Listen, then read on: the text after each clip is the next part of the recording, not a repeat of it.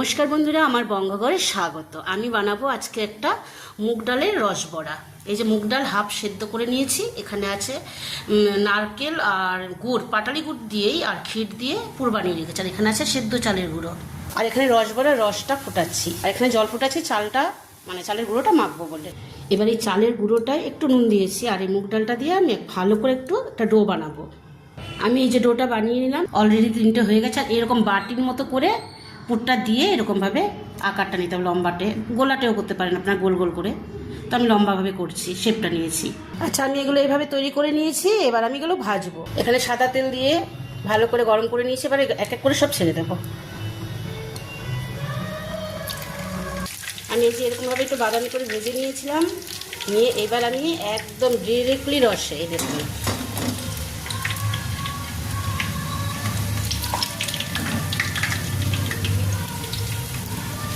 এই যে এবার রসে বেশ কিছুক্ষণ ভিজবে এগুলো। আচ্ছা, আমার মুগ ডালের রসবড়া রসে তো দিয়ে দিয়েছি, এটা কিন্তু ফুলে ডাবল হয়ে যাবে। এটা আমি আর ফুটাচ্ছি না, কিন্তু ভালো করে ফুটিয়ে আমি রসের মধ্যে ভিজিয়ে দিয়েছি। এটা বেশ 40 মিনিটের মতো রাখতে হবে, তাহলে একদম নরম তুলতুলে হয়ে যাবে। আর এখানে 4টে ভাজি, এগুলো আমি ভাজা খাবো, ভাজাটাও ভালো লাগে খেতে। তো ঠিক আছে, আবার পরের ভিডিওতে আসছি।